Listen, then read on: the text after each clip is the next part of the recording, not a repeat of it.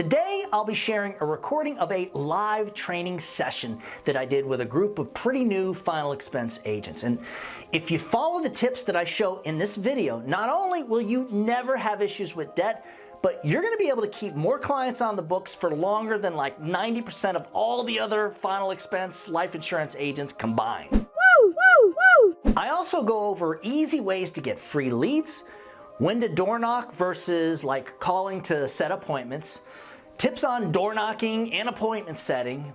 I'm gonna share 5 things that need to be in every single one of your final expense presentations, how to build rapport, and I mean like crazy rapport, the importance of staying in control during all aspects of your final expense sales prospects. You have to control what's going on. And finally, very important, an easy and indirect way that you can find out if your client has a checking account or not before you screw up and make the mistake of like pricing out an insurance carrier that won't take like a debit card when your client only has a debit card. And I'm also going to share a bunch of my sales materials with you and how you're going to be able to get that stuff for yourself so you can use it during your final expense presentation. And sure, now is the perfect time to give this video a thumbs up and subscribe with the notifications turned on. We're putting out true final expense sales training videos and Medicare sales content every single week. So with that being said, welcome to the training. Whether you've been in the business for a while or you're new, but especially you new guys, in your first year, let me just say this, in your first year, and I wouldn't ask you to do something that I didn't do or didn't learn from making a mistake in doing. The first thing you should be doing in your first year as a final expense agent or selling life insurance products, no matter what, is deliver all of your policies. Now, I know a lot of us don't do that. A lot of the senior agents aren't doing that anymore, but this is really important. And 2, you should be saving all of your cancellations in person. When I first got into the insurance business, I was recruited as a Hartford agent. I was taught I had to go to the office. I was micromanaged to death. Thank God, because I learned good work ethic. I learned the correct way to do this business. And that's what I try to pass on to our agents too. So one of the things that I was required to do was hand deliver all policies and go over it with the client, because that's going to help your persistence do better. There's only really one scenario when you're new that you should be doing a hit and run where you never come back. And I'll get to that in a minute. But the second thing that I was required to do in that office was to save all cancellations in person. So when they canceled, my job was to get back in front of them. If they called and I spoke with them on the phone and they were like, well, I decided we don't need it, we don't want it, whatever the excuse was, I would say, not a problem. Look, I need to come back out, unfortunately, have you sign off on this. And so by doing that, by 1, delivering all your policies, now you're showing your face again, you're going over, and that's, of course, the perfect time to ask for referrals. You pull out your agent evaluation form, and you ask them to fill it out. And at the end, it's pretty simple. If you guys, any of the sales material, if you guys want any of the stuff we're talking about today, you can shoot me an email, and I'll show you my email in a minute. But that agent evaluation form is a great way to get referrals. There is no reason for you not to ask for referrals when you deliver your policies. And another time that you should be asking for referrals is when you don't sell. You have nothing to lose, and you'd be surprised at how many people say, yeah, they've got it. So they're not buying it. They've got 3 policies already, or whatever the reason is. And they'll be like, well, yeah, my brother doesn't have this. And a lot of these people, if you do it right, they'll call and set the appointment, and you'll go there right then and there. And I've had that done. Deliver all your policies, save cancellations in person. And the way I always saved cancellations is I'd go back and I'd say, hey, I'm sorry, it's my fault. I let you bite off more than you can chew. And then what I would do is a price drop. I'd find something they can afford. And I'm not exaggerating.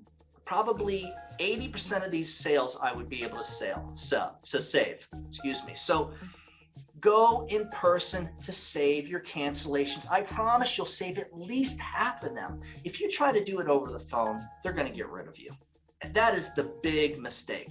And to me, that's the 2 things, delivering policies and saving your cancellations. If you do this, you're never going to be worried about having so much debt roll up to you that it puts you out of business. You're never going to have anything like that ever happen. I promise you, it'll eliminate that.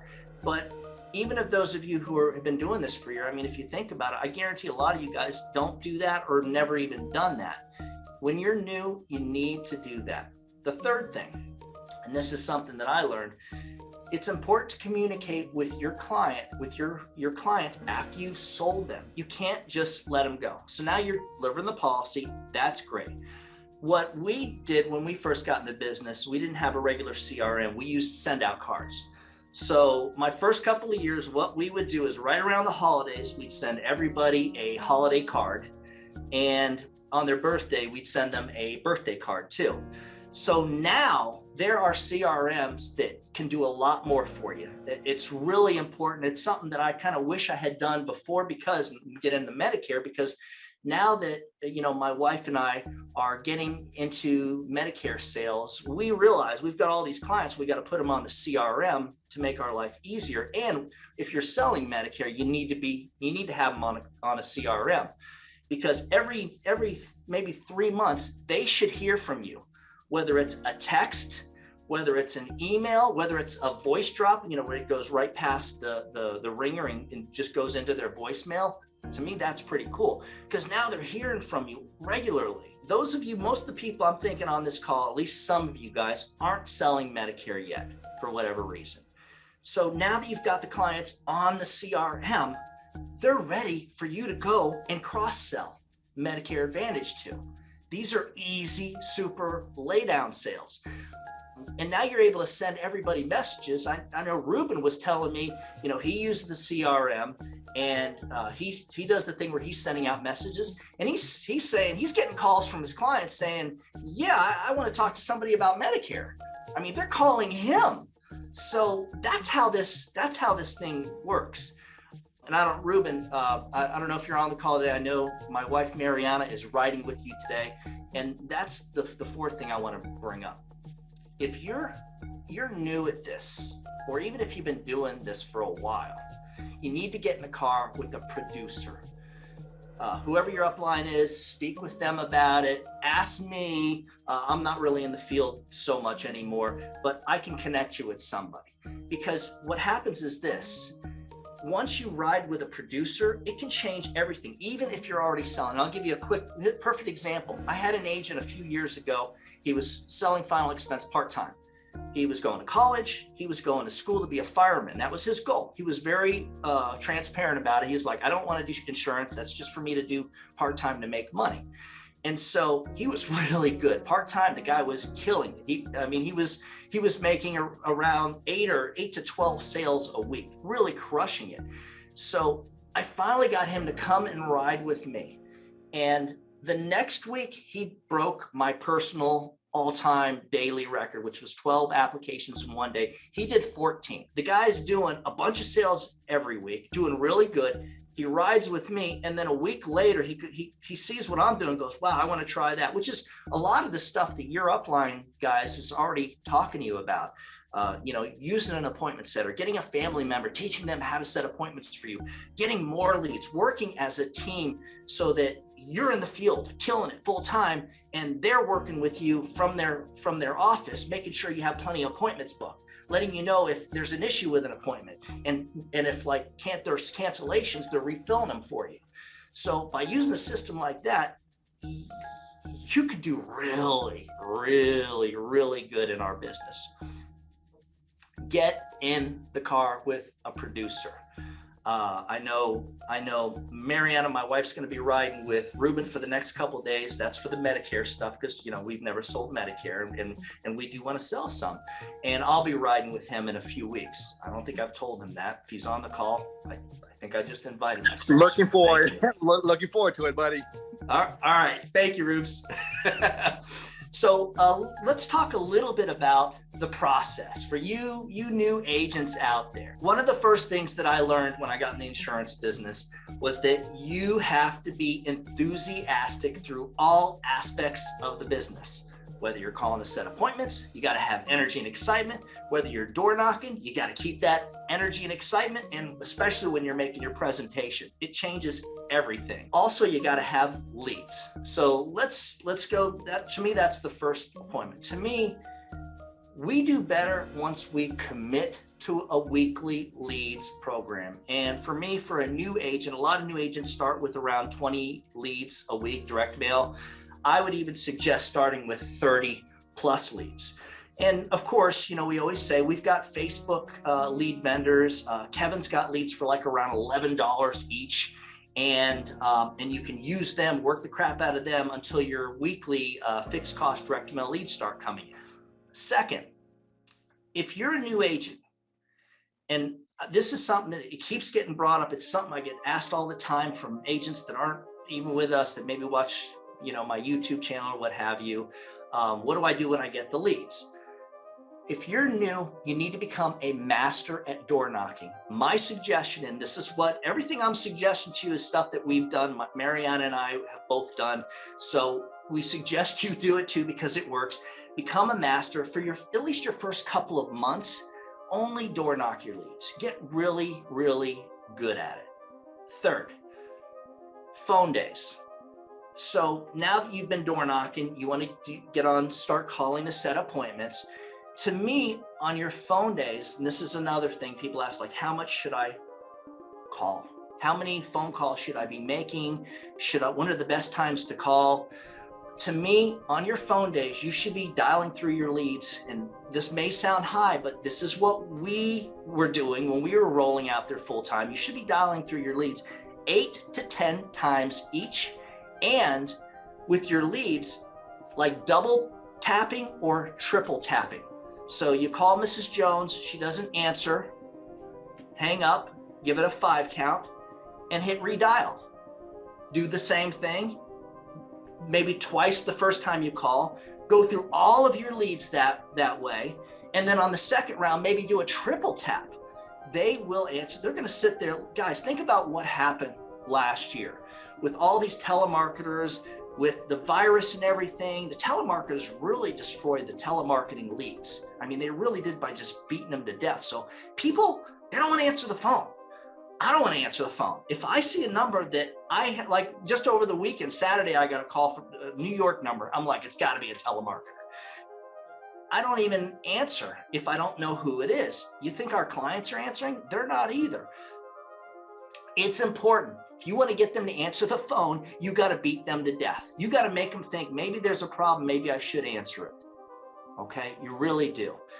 As a new agent, once you've gotten past the door knocking and you're ready to start making calls, my suggestion, 2 days a week, every now and then do a Saturday and or Sunday, because you're going to find Saturday, you could work the mornings from like 10 in the morning till maybe like 1 in the afternoon. And you could get as many appointments on that Saturday as you do rolling through your leads all day long. And to me, it's 10 in the morning till right around 9 o'clock at night, you can make calls.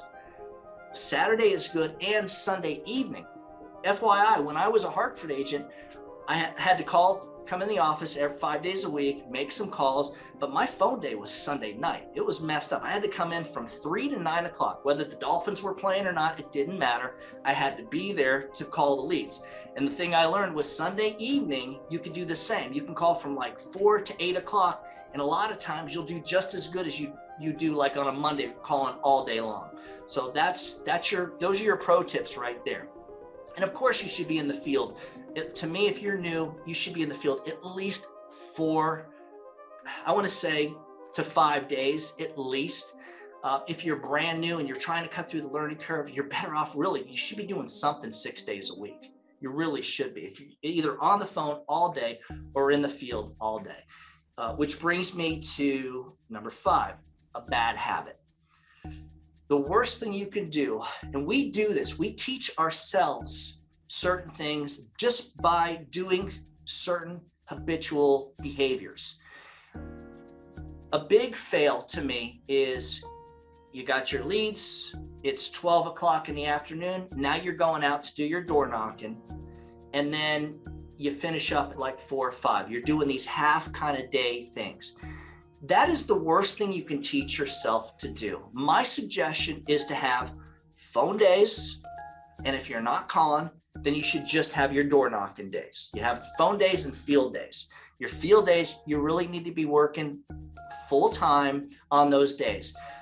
One thing I've learned is you'll start maybe, let's say you're door knocking, you'll start around 9:30, 10 o'clock, and they're not there. You'll stop back by, you're going through a bunch of leads. You've got like 25, 30 leads you're going through. You stop back by at 1 o'clock, they're not there. You stop back by at 3 or 4, they're not there. What's going to happen is if you call it a day, you call that early day, you're going to miss them when they get home at 7 o'clock. If you work these part-time hours and you work half the hours as you would work in full-time, you're not going to make half the sales. You're going to do less. I'm telling you, it just doesn't work. The law of large numbers isn't going to help you. If you had a 9-to-5 job, you'd have to be there working 8 or 9 hours. Treat this business, which is your business, so you're the business owner. I don't know any business owners that don't put less than, like 10 hours a day into their business. I mean, to have a business, treat it like your business. Just keep that in mind. Spend time with your prospect. So I mentioned the hit and run thing. You make your appointment, you go in, you sit down with your prospect. You should be spending as much time as it takes that you need, that you feel comfortable with, to get the client, to build the rapport, to get them comfortable with you and to close the sale.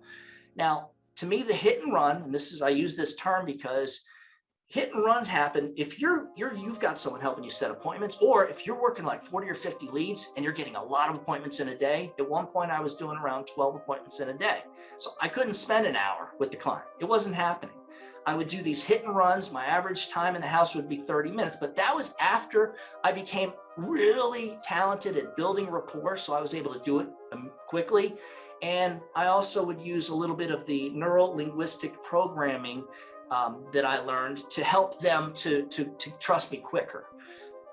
And this took time. I couldn't make these short appointments in the beginning and these short sits in the beginning and sell anything. So if you're new, spend the time with the prospect. Whatever it takes, do that. You need to stay in control and be in control of all aspects of the sales process, especially when you're setting appointments. But it's the same with door knocking and making your presentation. When I first was learning how to set appointments, the old guy that owned the agency would stand on top of you on your phone day. He would stand behind you and he'd sit there and go, don't, you're doing it wrong. You're being weak on the phone. Don't let them tell you what to do. And that's how I learned. It was a lot of pressure. It's funny. At one point, that office started off with 30 agents at one point, and in the end there was only a handful left because they couldn't put up with the guy. He was so grumpy and miserable, but everything he taught was right. As messed up as it was, it worked. Be strong on the phone. Follow the script. Don't let them tell you when the appointment. I don't. So I know a lot of people, when they go to set appointments, they'll say, so what's better for you, in the morning or in the afternoon? I don't do that. I go with my schedule. Ms. Jones, now I've got an appointment between 9 and 9:30 tomorrow morning. How's that with you? Okay. And that's how I do it. I set it for my time. If they say, no, I have a doctor's appointment. What time is your doctor's appointment? Well, it's about 11 o'clock. Then I think in my head, okay, so 12, 1, 2, by 2, 3 o'clock, they got to be back. Okay, great. I've got another opening between 3 and 3:30. How's that with you? Okay. I do the thinking for them. I'm not asking them. Now I'm in control of every aspect. And that's the same way I am at door knocking. If they try to chase me away from the front door because the knee-jerk reaction is, uh-oh, there's a salesman, let's get rid of them. I don't do that. I spend the time, I let them know, hey, look, normally this is going to take 20, 30 minutes. I don't want to have to go back and have my boss and have him send someone else here. Why don't I give you the really short version? I'll make it super quick. Where can we sit down real quick? So that's how I push through. I try to lower the wall, get them to understand I'm not here to I don't have to sell you anything. The last thing I would want, and I'll get into this with them, if they're still not letting me in, I'll tell them, look, I get it. I know why you're hesitant. The last thing I would want is for some pushy salesman to go over to my mom's house and try to convince her to do something she doesn't want to do. Sandy, I am not going to do that. I'm simply going to give you the information that you requested because that's my job. I'm going to show you some options. You're either going to be really glad that I'm here or not, and we'll shake hands and I'll be on my way. So real quick, where can we sit down? You push forward. I don't let them chase me away. That's how I stay in control. Now I've got control, whether I'm setting an appointment or door knocking. And now when I'm in the house, to me, it's the same thing. Stay in control. If I walk into the house and it's not very sanitary and I'm having trouble breathing, I will ask them, do you have chairs on the back porch? Can we go back there? Or if they're smoking, can we go sit on the back porch? I control where I'm going to go. The little dog, does he have a little cage? Can we put him away, please? I'd really appreciate that. I want to get him out of there, in the other room, in his cage, wherever they're going to be, so that they pay attention to me. With that being said, there are 5 steps, and I'm not going to go over my presentation, guys, but there are 5 steps to a good presentation. So those of you who are note takers, this might actually help you. The first thing we want to do is find the need. I use the 3 reasons presentation to do that. Some people just kind of get right to it, but the 3 reasons presentation is something like this. So Sandy, I've been doing this a long time, and I know that people fill out this card like you did, generally for one of 3 reasons. Now, let's see where you fit in, Sandy. The first is that you may never have prepaid for your funeral, or that you don't have any insurance for it. The second reason, a lot of folks have these little burial policies, but in most cases it's not very much, and they're hoping to add to their insurance if they can afford to, of course.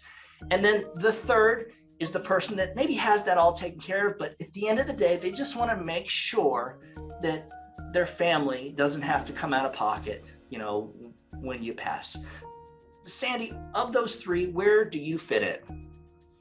I'm quiet. I let them talk. And then I figure out if they're not sure, I help them to figure it out. So you've got some insurance. So let me ask you this then. When you filled out the card, were you considering maybe to add to what you have if it's easily affordable? And notice how I do that. I'm trying to make it easy for them to say yes, because we want them in yes mode. And then what I'm always going to ask, no matter what, is I always ask, well, let me ask you this. When that day comes, when you do pass away, who's going to be the person that's going to come here and take care of everything for you? And a lot of times they'll say, well, my son or my daughter or my sister. I get the name, and now I've got the name of that person. So throughout the presentation, I can always come back and use that, especially when it comes time to close. I want to use that name to help them to pick an option. That's, to me, the first part of a presentation. You find the need. The second thing that we do that I think is important is to separate yourself from all the other agents. And that's when you use your personal commercial. You tell them a little bit about yourself. And this is all helping you build rapport too. That guy, Sean, I told you about that did it part-time, he did something interesting. He did something that nobody else does nowadays. And this is just a few years ago. He actually would bring a old school, like small picture album, a photo album in the house. And he'd show, this is me and my fiance, this is our dog, this is us on vacation. And then what he would do is he would get into the story.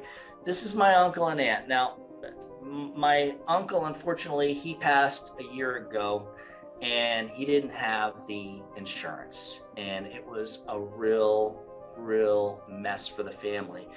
And sadly, we just did Aunt Margie's funeral a couple of months ago because she really couldn't be without him. But the nice thing about Aunt Margie was it was real easy. She had the insurance. All the arguing that everybody was doing to figure out how to pay for the funeral, we didn't have to go through that with her because she had the insurance. And I'm giving you guys an example. This was part of what Sean did with that photo album. That separated him from everybody else. He's showing pictures of the family. He's building the ultimate rapport. He's not looking at their pictures going, oh, that's a nice picture. Where were you when you took that? Who's that with you? You want to do that too, but you've got to figure out a way to show your personal commercial, to give a personal commercial. first, we find the need. Second, we separate ourselves from the other agents. And third, now we get into maybe sharing the difference between what we do and all the other insurance agents do. And one of the tools I like to use, guys, is the guarantees of whole life insurance. And for new agents, that way you can read it to them, you can explain what we do. And I love it at the bottom of this. You guys, if you don't have this, you want to get it from me. At the bottom, it says, this is not like term life insurance where the price goes up and the policy expires at a certain age and you get nothing back. So it actually says it right on there, which is really nice, especially if you're speaking with someone, I should say, that maybe has a term policy that's probably not going to help them very much in the long run. All right, so the fourth thing we want to do at this point, we've explained to them, who we are, what we do, we've got the need, and they understand what whole life insurance is compared to the other stuff that they're seeing on TV. Now it's time to price out the options. What I do is I use the medical questions page. Again, you guys can get this from me if you want. But the medical question page, it has everything. I'm not going to go over the whole thing with you, but you can write down notes on the husband on one side and the wife on the other side, and you're getting their date of birth, their height and weight. Always confirm the age. They'll tell you, here's my date of birth, I'm 73 years old, and then you'll do the math and realize they're actually like 76, like they'll be off by years. This has happened to me. So learn from my mistakes. Make sure you do the math. What I always do is I do the math in my head. I go, oh, wait. And then I put down 76. I know, okay, he's 76, she's 73, and I put it down. I always ask about tobacco in the past 12 months. Have you used any tobacco products at all in the past 12 months?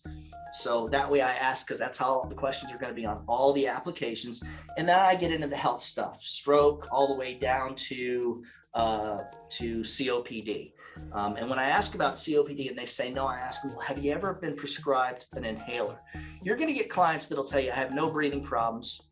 And the way let me show you the way it is here. It says COPD, emphysema, chronic asthma or chronic bronchitis, or any breathing condition. They'll say no. And then I'll say, have you ever been prescribed one of those inhaler? And they'll go, yeah, I got a couple of those. So you gotta, it's funny, they'll say no. And then when you get the medication, you'll find out, not quite. Which another thing, just make sure no matter what, you get them off the couch to go grab all their medication bottles or the list of medications. Don't let them just tell you. They'll tell you the wrong thing. And now you're going to have an underwriting nightmare on your hands. At the bottom of this medical question page, I'm able to write everything down. The nice thing about this medical question page is now, for those of you who aren't selling Medicare Advantage, by having this, you have the notes. Now you have everything you need to cross-sell later with Medicare Advantage. So it even talks about any other medical conditions and the doctor's information. You put the doctor's information for both clients. Now, at the bottom here, let's see if you can see it right here. This is really important because this is how I find out what form of payment I'm going to be getting from them later. You guys know, a lot of you should know that some of these people on a fixed income, the really, really low income, they cannot balance a checking account. They've tried it. And here's the key. Here's how you know they can't balance a checking account. They'll tell you, oh, I don't have a checking account. Somebody was stealing money out of my account. Nobody was taking money out of their account. They didn't know how to balance it. And now they don't know how much is coming in and out. That is common for our clients, unfortunately. So they don't have a checking account. They get rid of it. And the next thing you know, they've got Direct Express cards, Green Dot Bank cards, MetaBank cards, and Chime cards. Direct Express is the government card. That's the one that we want to get because that's going to be the best one. The other cards, Green Dot, Chime, MetaBank, they'll pay a little fee of $20 or $30 a month. Even if they're getting $600 a month, they'll pay a $30 fee so that they can get paid 2 days early. It's insane. It's insane. It makes no sense, but that's what they will do. And if that's what they're doing, it's going to mess you up when it comes time for bank drafting. So my tip of the day is if they have a debit card, and I'll show you how to figure that out real easily. If they have a debit card like this, get them to log in on their smartphone and give you the actual account number and routing number. They have to log in to get it, but most of these cards have it. And I've got clients that have been on the books for years that use cards like this, all because we did it right. We got the account number and not just the debit card. Debit cards, they'll lose it. They'll think someone's taking something out. The next thing you know, they'll switch debit cards. In their mind, they'll think someone's stealing from them because they got too many insurance policies or too many drafts coming out. And again, they can't balance it, so it's not right. So they'll switch cards. If they switch cards, that doesn't matter. We still have the account number. So you're keeping your clients on the books. You're protecting their family, even if it's sort of against their will, put it that way. The explanation, how do we find out? This medical questions page does one thing. I use it as a tool to figure out how my client is going to pay. So once I've gone through all the medical questions, I go to the bottom and mine says Florida resident. If you're in Texas, it'll say Texas resident. You can get this from me also, guys. I'll ask them, I'll say, okay, I need to ask you some other additional questions to make sure that I give you the best price. So you're a Florida resident, right? They'll say yes. What I do is I kind of make a big, I go, oh, okay, great. Like I get excited and I circle it. Okay, good. Florida resident, great. Do you have a valid ID or driver's license? They'll say, yeah. They'll start to get it. I'll tell them, no, you don't have to get it right now. And then I'll go, great. I'll circle it. Wow, this is important. And you're receiving Social Security or disability benefits, something from Social Security, correct? They'll say, yes. I'll go, oh, excellent. I'll circle it. And then I'll go, now, this is important. With your Social Security benefits, do they put that right into your checking account each month? And they'll say, yeah, they direct deposit it. And then I'll say, oh, excellent. Now, is that a local, which bank do you use? That's exactly how I say it. So is that a local, but which bank do you use? So I'm getting them to just go, oh, it's Green Dot Bank. Oh, Green Dot Bank, which is the bank, one of the bank cards. So it's not really a bank. So now you know, if I'm going to sell them, I got to use a carrier that's going to take that Green Dot Bank card. You'll see Direct Express more than anything.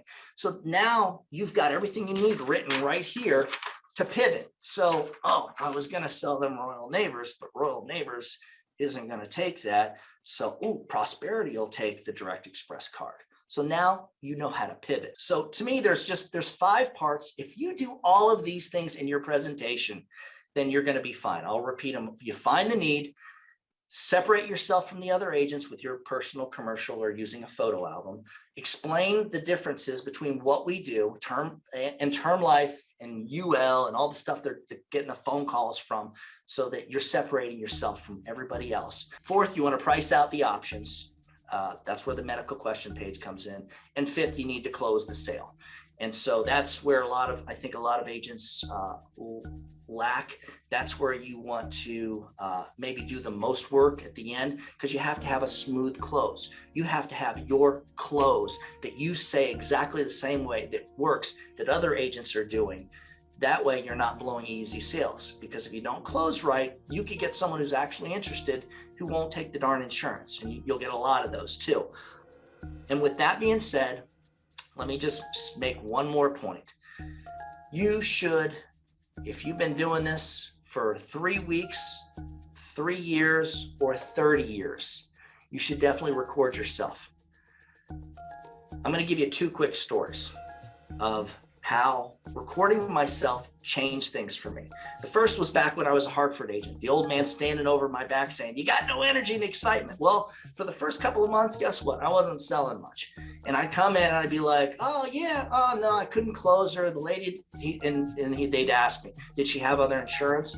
No, she didn't have other insurance. Well, then how come you couldn't close her?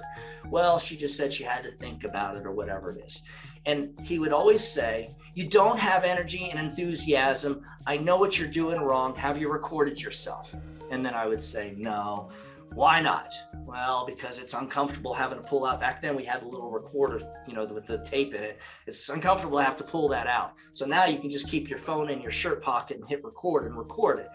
And the purpose of this is to listen to yourself, of course, because what I did the first time I pulled out the stupid recorder, I sat with this lady, and I'll never forget. It was a black girl with a kid who got herself and bought herself a little condo apartment, and she had her first mortgage, and I couldn't close her.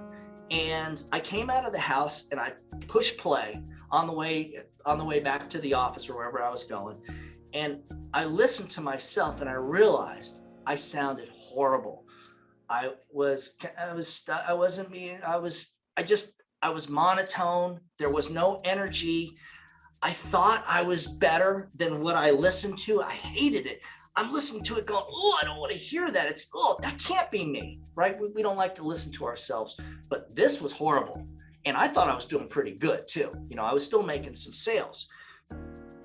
Listen to yourself. The next day, my first appointment, I changed everything. I decided my manager's right. I need to be enthusiastic and have excitement in my presentation.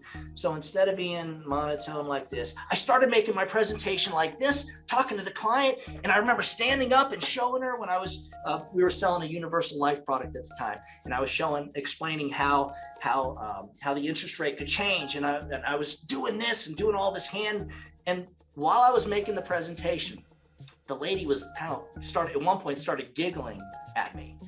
I'll never forget her either, because at the end, she handed me a check. My next sale, check. I went from being one of the worst agents, the new guy, to being their top agent, just because I said, forget it. And I went the extreme opposite. I went from being monotone to being way too, and I realized it later, it was way too much. So what I learned from that is that you can't be too much, but you can be too little. In other words, having that excitement, enthusiasm, and that energy, having a lot of it, they're going to follow it. It's going to make them easier to go, yeah, and to agree with you than when you're monotone and you're explaining something to them like this. They're not going to go, oh yeah, I need that insurance. Wow, that was great. You were perfectly monotone. You're like the Miami Dolphins, average. So anyways, with that being said, guys, the second time I recorded myself was just a few years ago. And so I went in, the first one, I actually closed the sale, and I came out and I listened to myself and I was like, dude, I'm doing it again. I'm still not having what I had before. And I caught myself, I heard myself saying something in a way that wasn't really clear. So I changed it and ended up having one of my best days. Like on the way to the next appointment, I remember where I was at. Had an hour drive to the next area I was going to. And at the end of the day, it was a great day. This is when I was producing. So I was probably, averaging like 4 or 5 sales a day. But that day was one of those 8-day sales. 8 sale days. So record yourself. If you have been doing this for years, it cannot hurt you. It can only help you. I promise you, you're going to hear stuff and you're going to be like, whoa, that can help me. Another tip, one last tip I just thought of. A few years ago, one of my guys called me and said, Doug, do you ever use the 8 reasons and the I am your policy to help close sales? And I was like, no, not really. How do you do that? And what he explained was, what he did was like with the guarantees of whole life insurance, he said, just laminate it. And then when you go to do the pricing for your client, because what happens when we do the pricing, we got to do underwriting. Not only does it give them something to do, but it helps kind of like hypnotize them. If you guys have read I Am Your Policy, it makes it clear that this is what they're doing is the right thing for their family. So it only helps to add to that yes mode. And that's why I want to do it. So guys, you know what? That's pretty much all I have. Hopefully everybody got something out of this.